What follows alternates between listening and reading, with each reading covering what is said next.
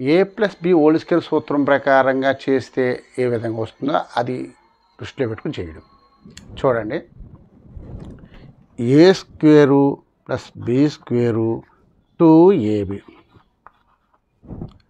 ఆ విధంగా చూసినట్టయితే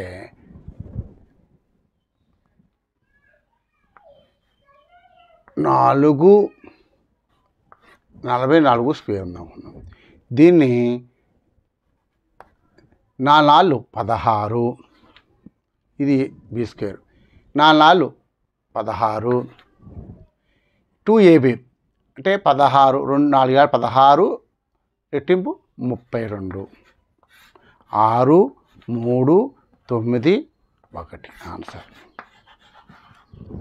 ఇలా చేయవచ్చు. 35 35 దీనికి 35² ఏంటంటే 12 25, 12 25. ఇప్పుడు 2ab ఏంటంటే 12 25ని రెట్టింపు చేస్తే 24 50, 24 50. 5 2 2 6 9 4 2 1. ఈ విధంగా సులభంగా చేయొచ్చు.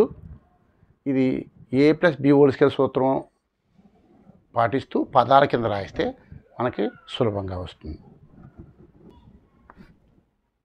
12 12 144 144 రెట్టింపు 288, 4 4 9 12 1 7 ఆన్సర్. ఈ విధంగా సూత్రాన్ని దృష్టిలో పెట్టుకుని పెద్ద లెక్కని చేయవచ్చు.